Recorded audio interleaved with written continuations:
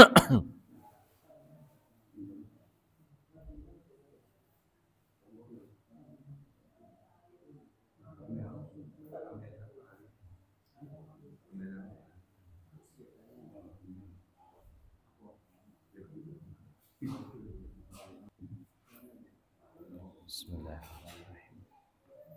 Assalamualaikum warahmatullahi wabarakatuh.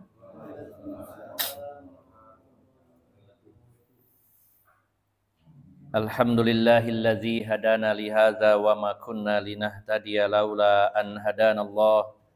Asyhadu an la ilaha illallah wahdahu la syarikalah wa asyhadu anna Muhammadan abduhu wa rasuluhu la nabiyya ba'dah. Allahumma salli wa sallim wa barik ala nabiyyina Muhammadin wa ala alihi wa sahbihi ajma'in. Ya ayyuhalladzina amanu taqullaha haqqa tuqatih wa la tamutunna illa wa antum muslimun, amma ba'd. Bapak-bapak dan ibu-ibu yang dimuliakan Allah Subhanahu wa taala, alhamdulillah kita senantiasa bersyukur kepada Allah Subhanahu wa taala.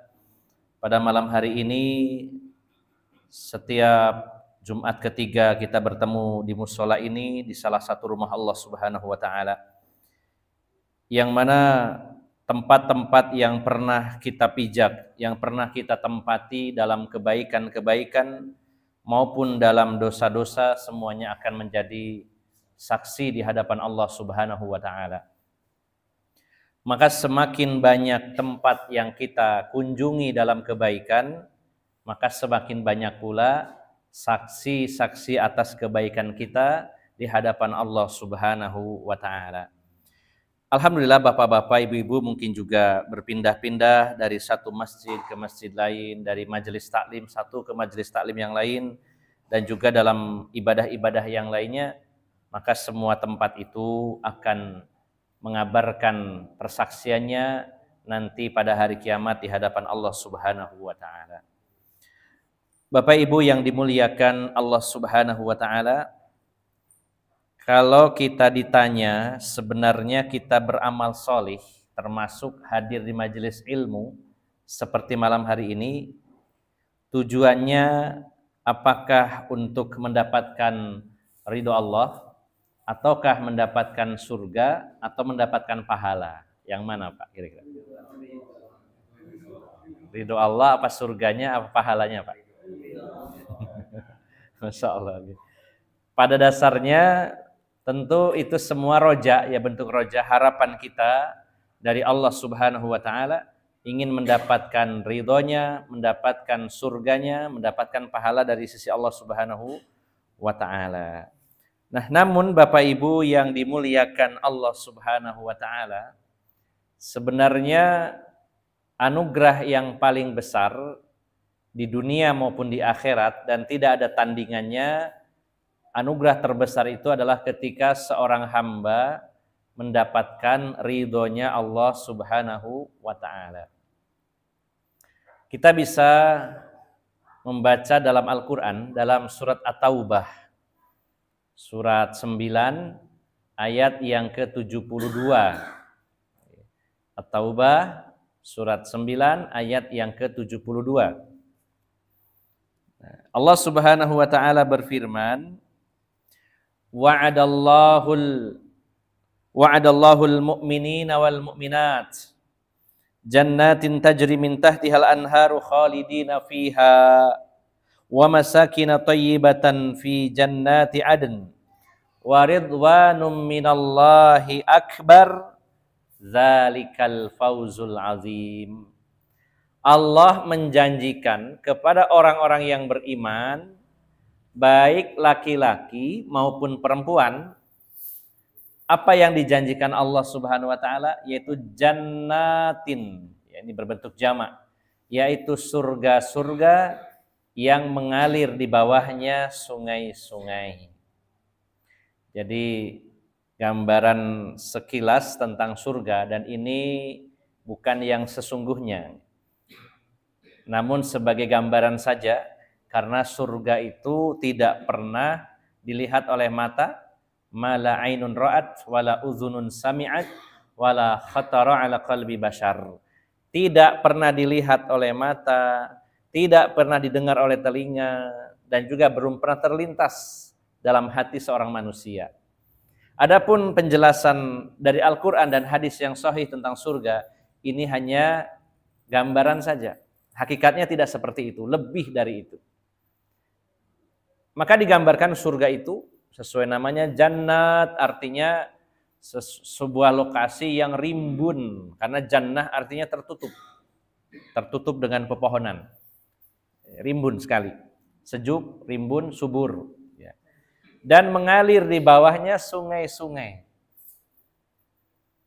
Bahkan pernah saya sampaikan, dan juga ini sebagaimana pendapat sebagian ulama, diantaranya Syekh Abdurrahman bin Nasir As-Sa'di dalam kitabnya Taisir Karimi Rahman, menjelaskan bahwa sungai-sungai di surga itu bisa request, penghuninya bisa minta kepada Allah ingin dialirkan di sebelah mana.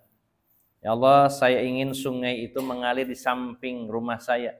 Saya ingin di depan rumah, ingin di belakang. Bahkan ada yang memintanya airnya bisa masuk ke celah-celah ruangan. Gitu ya. Ini gambarannya surga. Allah menjanjikan kepada orang-orang beriman, beramal soleh, baik laki-laki maupun perempuan, surga yang mengalir sungai-sungai di bawahnya dan mereka kekal di dalamnya. Dan juga wa masakina thayyibah, yaitu tempat tinggal yang baik, yaitu istana-istana di dalam surga. Jadi Bapak Ibu jamaah sekalian, kalau sekarang kita menempati rumah tipe 70, tipe 45, tipe 36, ada juga kos-kosan dan kontrakan, ya, atau juga ada yang ikut mertua dan lain-lain. Maka di surga kualitas tempat tinggalnya sangat luar biasa. Sebuah istana yang disebutkan dalam hadis Nabi yang panjangnya sampai 60 mil luasnya. Besar sekali. Nah, Bapak Ibu jamaah sekalian, lalu Allah melanjutkan waridwanum minallahi akbar. Dan keridhaan Allah itu lebih besar dari itu semua. Dan itulah kemenangan yang agung. Jadi Bapak Ibu jamaah sekalian, ridhonya Allah ini yang paling besar, tidak tertandingi. Bisa dibayangkan Bapak Ibu jamaah sekalian, Allah itu Tuhan alam semesta ini. Ketika di dunia Tuhan kita Allah, di akhirat juga Tuhan kita Allah. Menguasai seluruh alam. Alam dunia, alam akhirat nantinya juga tetap Allah sebagai penguasanya. Dan kita mendapatkan ridho dari penguasa tersebut, yaitu Allah Subhanahu wa Ta'ala. Ridho, ya, maka tentu ini adalah anugerah yang terbesar yang tidak akan tertandingi dengan apapun. Nah, pada malam hari ini kita akan membahas tentang cara menggapai ridho Allah Subhanahu wa Ta'ala. Saya kutip dari syarah kitab Al-Aqidah Al-Wasithiyah, kemudian juga dari referensi yang lainnya. Yang pertama Bapak Ibu jamaah sekalian, bahwa sifat ridho itu adalah salah satu dari sifat Allah Subhanahu wa Ta'ala. Jadi sifat Allah itu bukan hanya wujud, qidam, baqa, mukhalafatul hawadisi, qiyamuhu binafsih, wahdaniyat, qudrat, iradat, ilmu, hayat, sama basar, kalam, ya. Tapi juga seluruh sifat-sifat Allah yang disebutkan dalam Al-Qur'an dan dalam hadis-hadis yang sahih. Allah memiliki sifat al-mahabbah, sifatul mahabbah, memiliki cinta. Kemudian sifatul rahmah, Allah memiliki sifat rahmat. Kemudian Allah memiliki sifatul ridho, Allah memiliki sifat ridho. Kemudian juga ada yang lainnya, sifatul ghadab, yaitu Allah memiliki sifat marah. Dan lain-lain ini adalah sifat-sifat Allah Subhanahu wa Ta'ala. Walaupun namanya sama dengan sifat makhluk, tapi hakikatnya berbeda. Allah maha mendengar, makhluk juga mendengar, tapi berbeda. Pendengaran Allah yang maha sempurna. Allah memiliki penglihatan, makhluk juga memiliki penglihatan, tapi hakikatnya beda. Hanya istilahnya saja yang sama, tapi hakikatnya berbeda. Jadi tidak perlu khawatir kalau kita menempatkan atau melekatkan sifat-sifat Allah, jangan khawatir, wah nanti kalau seperti makhluk bagaimana? Tidak. Sebagaimana orang-orang Jahmiyah dan Mu'tazilah melakukan ta'til, membuang sifat-sifat Allah seluruhnya. Dengan alasan, kalau Allah punya sifat, berarti seperti makhluk. Dan itu tidak mungkin. Maka dibuanglah sifat-sifat Allah itu. Nah, jadi jatuhnya dalam dua kesalahan. Yang pertama menyerupakan. Misalkan Allah itu tidak mungkin punya penglihatan. Kenapa? Karena sama dengan makhluk. Nah, ini bentuk menyamakan. Ini kesalahan pertama. Nah, karena khawatir jatuh dalam kesalahan pertama, jatuh pada kesalahan yang kedua, yaitu ta'til, membuang. Allah nggak punya sifat.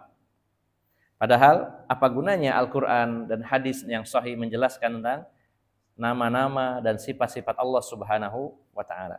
Maka ridho adalah salah satu sifat Allah yang maha sempurna. Kalaupun makhluk memiliki sifat ridho, tapi berbeda dengan Allah Subhanahu wa ta'ala. Yang kedua, Bapak Ibu jamaah sekalian, ridhonya Allah itu terkadang ridho kepada perbuatan, atau yang kedua ridhonya kepada pelaku perbuatan tersebut. Artinya dalam Al-Quran maupun dalam hadis disebutkan ridhonya Allah itu kadang-kadang kepada perbuatan, objeknya, atau kepada pelaku. Ya. Misalkan kepada perbuatan, contoh, Allah berfirman dalam surat Az-Zumar ayat 7. Surat 39 ayat 7. Ya. Wa in tashkuru yardahu lakum. Ya. Wa in tashkuru yardahu lakum. Jika kalian bersyukur, maka Allah ridho kepada kalian. Nah, Allah ridhonya ketika kita melakukan perbuatan yang bernama syukur. Ini contohnya. Allah ridho dengan perbuatan. Termasuk juga dalam hadis Nabi menyatakan, misalkan Rasulullah menyatakan dalam sebuah hadis, ya, innallaha yardho lakum salasan wa yakrahu lakum salasan. Ini contoh penggalan hadis. Sesungguhnya Allah ridho atas 3 perkara dan Allah membenci 3 perkara. Ini berarti perbuatan. Ya. Ada kalanya ridho Allah itu terhadap pelaku. Contohnya yang paling populer, ayat yang dihafal Bapak Ibu jamaah sekalian, radhiyallahu anhum wa radu an. Allah ridho kepada mereka dan mereka ridho kepada Allah. Maka mereka ini adalah pelaku. Ya, pelaku sebagai pelaku. Maka Allah menyebutkan ridho kepada pelaku-pelaku, yaitu mereka. Nah, kemudian Bapak Ibu jamaah sekalian, ini yang harus kita perhatikan dan kita luruskan. Ada orang yang meyakini dan keyakinannya ini salah, ya, memiliki pola pikir atau mindset yang salah, bahwa ketika seseorang itu mendapat banyak kemudahan dari Allah, baik itu diberi rezeki yang lancar, diberi kesehatan, diberi jabatan, maka banyak orang salah bahwa mereka meyakini bahwa orang itu mendapat ridho Allah. Ada orang yang menjadikan, ya, rezeki, kesehatan, jabatan, dan fasilitas-fasilitas hidup itu dijadikan ukuran bahwa seseorang itu mendapat ridhonya Allah Subhanahu wa ta'ala. Hati-hati Bapak Ibu jamaah sekalian. Ini selain pendapat salah, juga khawatirnya banyak orang yang akhirnya berbuat salah.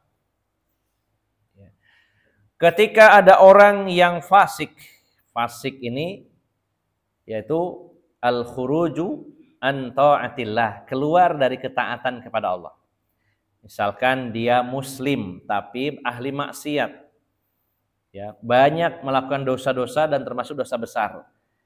Tapi Allah berikan rezekinya lancar, kekayaan yang banyak, jabatan yang tinggi. Lalu ada sebagian orang yang menyimpulkan, wah, orang ini mendapat ridhonya Allah. Bahayanya apa? Banyak orang yang akhirnya jatuh dalam maksiat dengan alasan orang itu maksiat terus tapi rezekinya lancar. Nah, Bapak Ibu jamaah sekalian yang dimuliakan Allah Subhanahu wa ta'ala, Para ulama menjelaskan, termasuk dalam kitab Syarah Al-Aqidah Al-Wasithiyah ini menjelaskan, ya, bahwasanya i'ta'uhu al-fasiqa al-muqima ala ma'siyatihi istidraj walaysa, ya, an ridho. Ketika ada orang fasik, ahli maksiat, pelaku dosa, ya, kemudian Allah berikan kebaikan-kebaikan dunia, fasilitas-fasilitas hidup, maka itu adalah istidraj, bukan ridhonya Allah Subhanahu wa taala. Jadi bukan jadi aturan, jadi barometer bahwa makmurnya kehidupan seseorang di dunia menunjukkan orang itu dapat ridhonya Allah. Wah, orang itu ya padahal dosanya banyak, nggak pernah ke masjid, nggak pernah sholat, montore telu, awak dewe ki jungkir walik, sholat bendino ya, jangankan montor telu ya, sepeda motor aja wis tuwek iki. Misalkan begitu ya Pak ya. Nah, hati-hati Bapak Ibu jamaah sekalian. Ya. Ridho dan tidaknya Allah jangan dilihat dari seberapa banyak Allah memberi. Oh, kalau banyak pemberiannya berarti Allah ridho kepada orang tersebut. Kalau sedikit berarti Allah gak ridho. Hati-hati, jangan cepat menyimpulkan. Nah, iya wong iku gak tahu ngaji, ya, tapi duwe jabatan. Awak dewe rajin ngaji, gak duwe jabatan apa-apa, jadi RT enggak. Misalkan begitu ya. Hati-hati nggih Bapak Ibu jamaah sekalian. Nah, bukan ukuran. Nah, Bapak Ibu jamaah sekalian, dan orang-orang yang ahli maksiat lalu diberikan kemudahan-kemudahan hidup, ini justru endingnya lebih jelek daripada orang yang bermaksiat langsung dibalas saat itu juga. Berapa banyak orang yang ahli maksiat diberi musibah malah sadar. Banyak Pak seperti itu Pak. Ya, orang yang tersentak kaget, ya Allah saya ini baru nyadar ya, dapat musibah sebesar ini karena maksiat saya. Dia malah sadar. Berapa banyak? Tapi musibahnya tidak seberapa.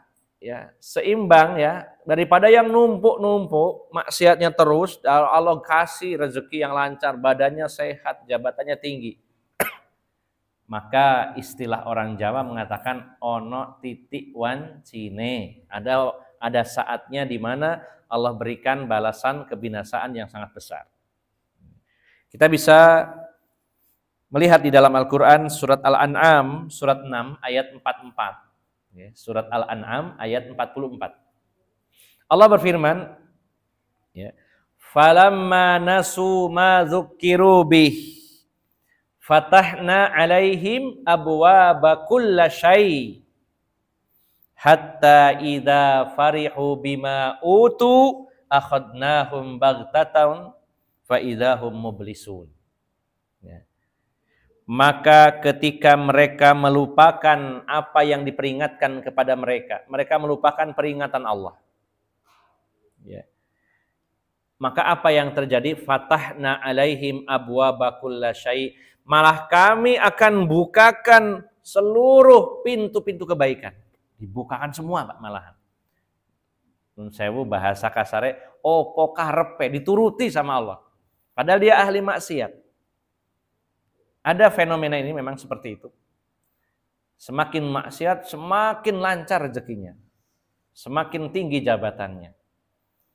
Kadang kita yang nggak sabar itu godog-godog, oh mesti Allah iki nang ndi.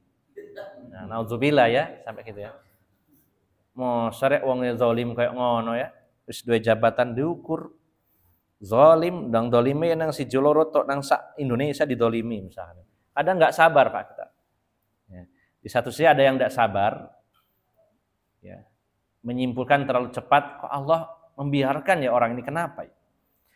Nah, yang lebih bahayanya lagi adalah ketika orang itu menilainya orang ini dapat ridho Allah.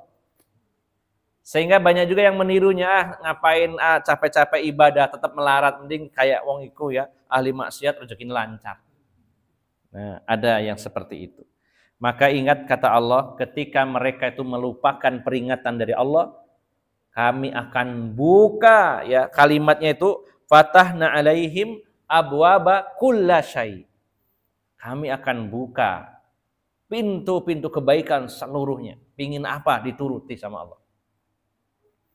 hatta idza farihu bima utu, maka setelah dipenuhi segala keinginannya, seluruh fasilitas diberikan kepadanya, dia sangat gembira, senang sekali, maka saat itulah kami timpakan bencana, kebinasaan secara mendadak sampai mereka itu putus asa.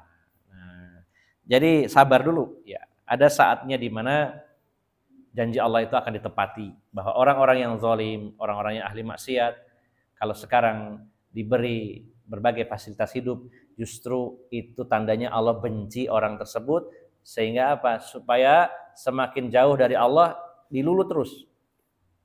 Kalau Allah sayang, melakukan kesalahan ditegur langsung. Ya, seperti kalau ada orang ini berjalan menuju jurang, kita tegur, nggak mau, ditarik tangannya, menyakitkan. Ditarik sampai no jurang, ditegur. Ya, kadang menyakitkan, tapi kita sayang kepada orang itu.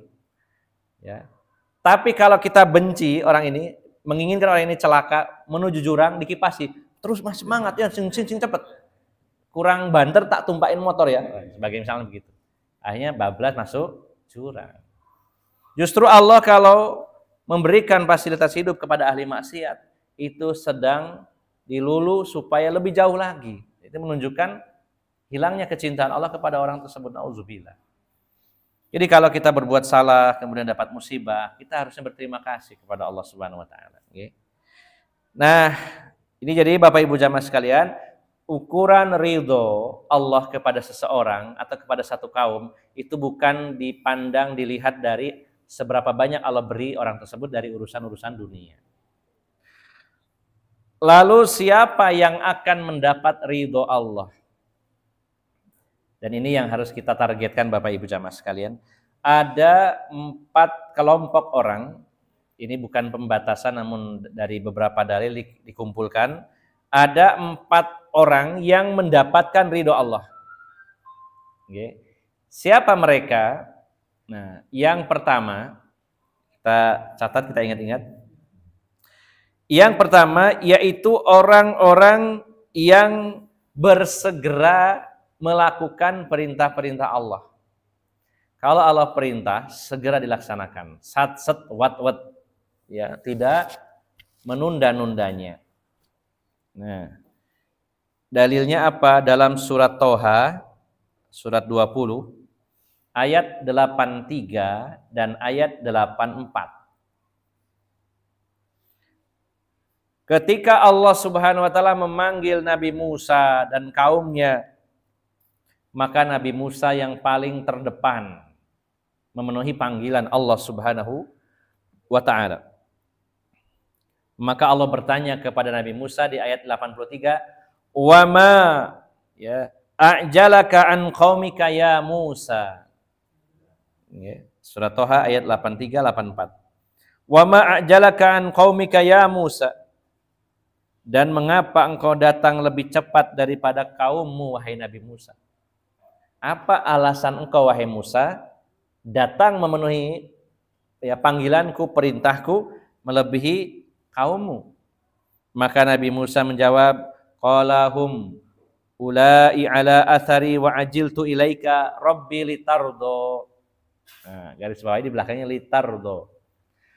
Nabi Musa mengatakan, mereka itu sedang menyusul aku di belakang dan aku bersegera kepadamu ya Allah agar engkau ridho kepadaku.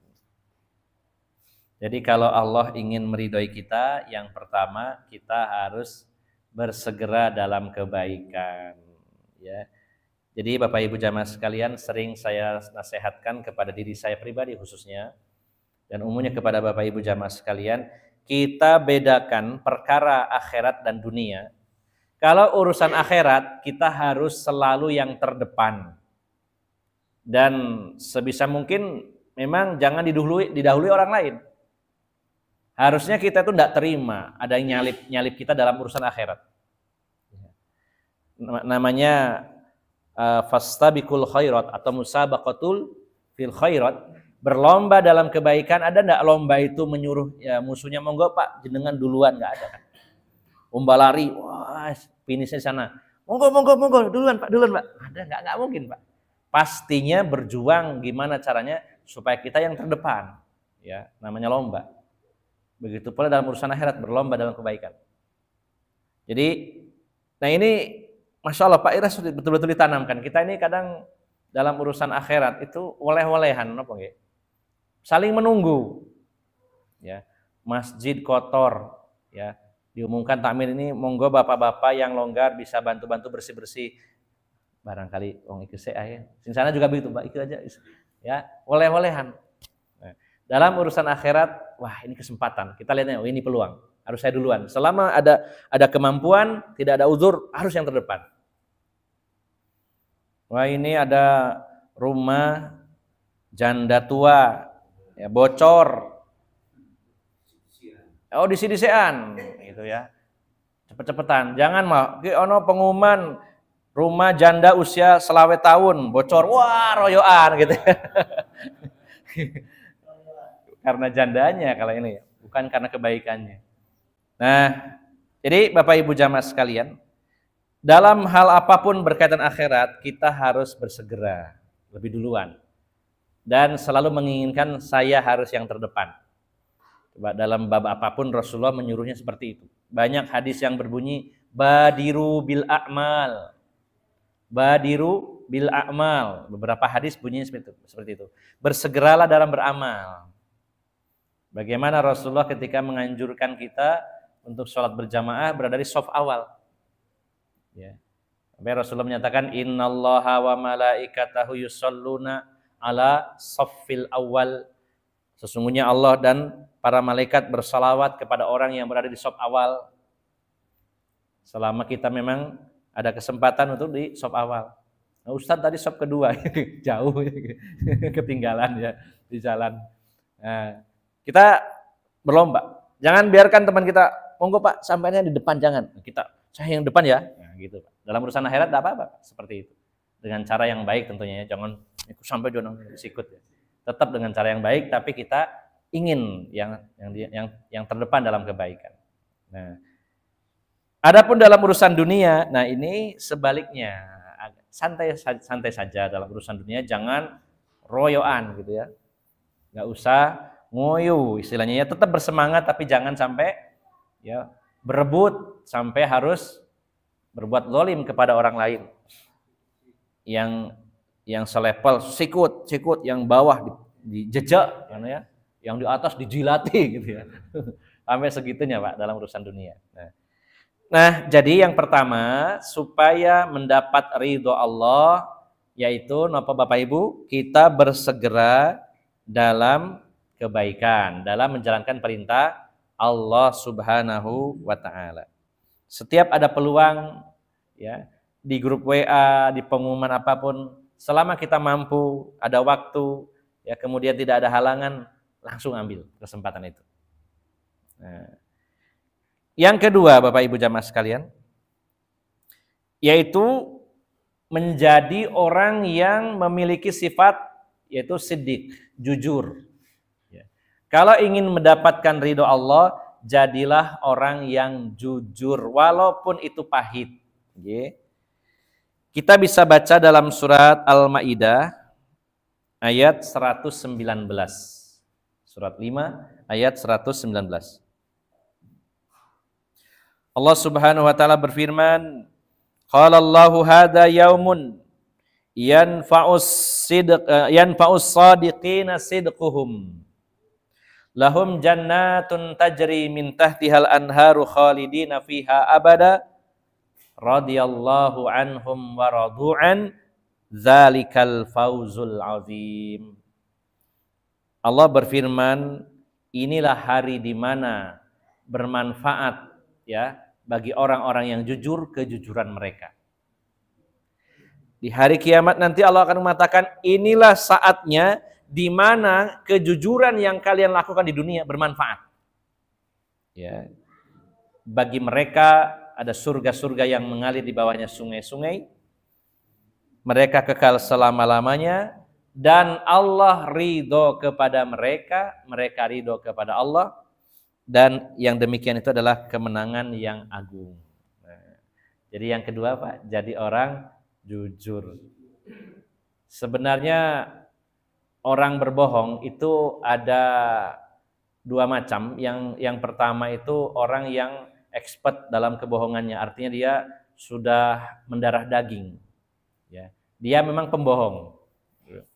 Kalau pembohong itu Bapak Ibu jamaah sekalian, ketika dia berbohong itu nggak usah mikir dulu Pak, refleks, ya, langsung gitu. Dan itu dalam kehidupan nyata ada Pak orang seperti itu. Dia sudah terbiasa sandiwara, jadi boleh dibilang dia pemain sinetron. Ya. Dan ketika berbohong itu nggak pakai mikir, ditanya tas langsung gitu ya. Jadi sudah mendarah daging. Dan dia tidak merasa bahwa bohong itu adalah perkara yang besar. Nah kalau yang kedua, ada yang sebenarnya orang ini baik, ya baik, namun dia takut menghadapi resiko sehingga akhirnya harus berbohong, ya. Dan biasanya dia tidak selalu berbohong gitu, tapi pada momen-momen tertentu, wah kalau saya jujur maka akan ada akibatnya langsung kontan. Untuk menyelamatkan diri berbohong. Jadi banyak orang berbohong itu karena ingin menyelamatkan diri. Ya. Padahal selamat sementara waktu. Kalau ketahuan itu efeknya lebih besar. Ya. Kalau jujur, wah pahit Pak, memang berat banget Pak jujur itu. Kalau awal itu pasti ya resiko nih, tapi dihadapi dan insya Allah selesai saat itu juga. Ya contoh sederhana, bapak-bapak pulang taklim ini terus mampir warung kopi. Insya Allah di sini tidak ada ya, ini contoh saja Pak ya. Habis Isya bawa uang, wah mampir warung kopi ya. Jam 8 mampir warung kopi. Ternyata nggak kroso 5 jam. Ya.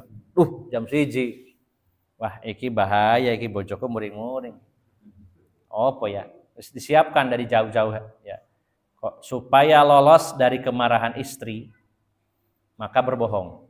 Tekan dia Mas, iku mari ngaji yo, terus janjian be Pak Lurah iku mang yo rapat. Lah iya kok rapate lho sesuwe Dek. Heran ya, aku usul dibantah, pinter nek bohong ya. Rapat sampai jam 1. Oh ngono ya, rapat ya wis. Nah, kan selamat waktu itu saja. Keesokan harinya istrinya ketemu Bu Lurah, mencari ono rapat amang begini, secara sopo rapat. Wah ini bahaya lebih besar lagi masalah. Jadi Bapak Ibu jamaah sekalian, biasanya orang itu berbohong karena ingin selamat saat itu, umumnya gitu. Nah, memang kita harus membiasakan, itu butuh ekstra untuk berani menghadapi risiko. Memang salah, jujur aja. Dan biasanya Bapak Ibu jamaah sekalian, orang itu akan lebih suka orang yang jujur walaupun salah. Ya. Ini salah tapi jujur, itu lebih suka. Walaupun dimarahi, tapi selesai. Ya. Daripada orang yang pandai berbohong. Ya. Itu lebih menyakitkan orang lain, kita berbohong itu. Nah, maka jika ingin mendapat ridhonya Allah Subhanahu wa Ta'ala, yang kedua harus menjadi orang yang jujur.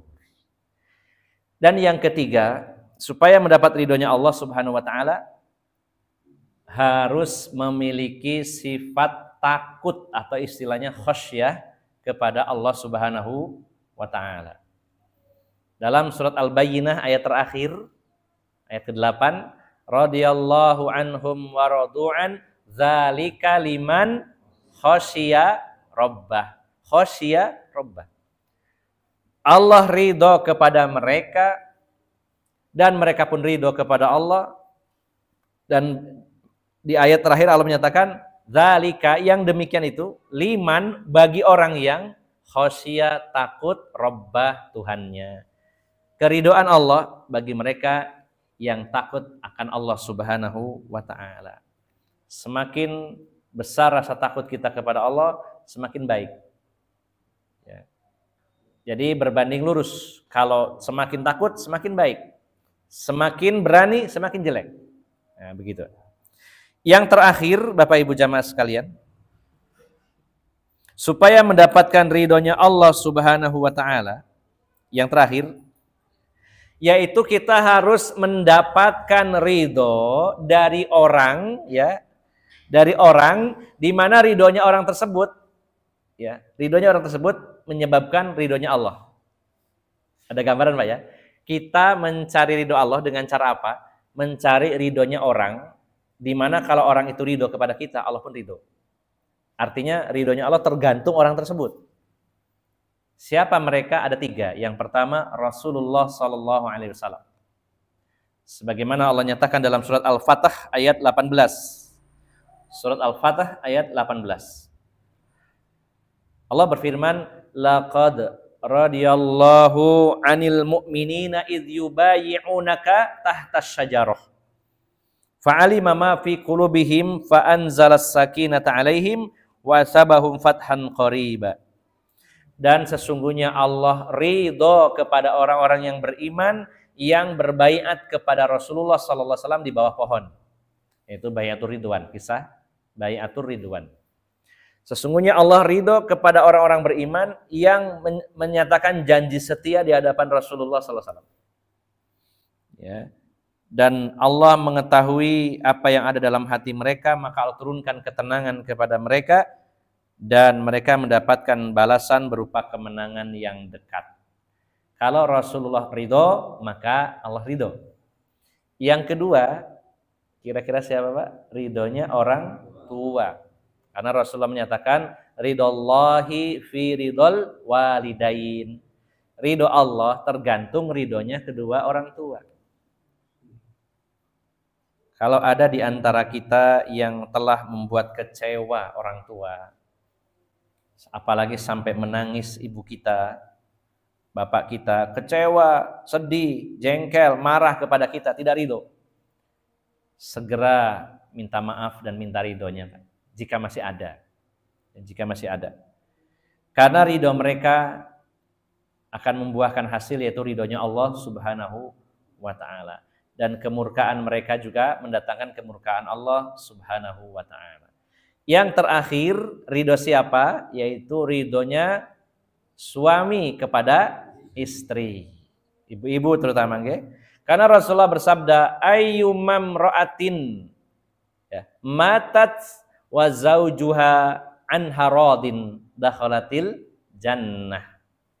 Wanita mana saja yang meninggal sementara suaminya ridho kepadanya, maka dia pasti masuk surga. Ternyata ibu-ibu, masuk surga itu gampang buat ibu-ibu. Napa niku?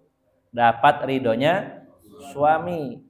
Ya, teorinya gampang Ustadz, tapi prakteknya angel. Ya.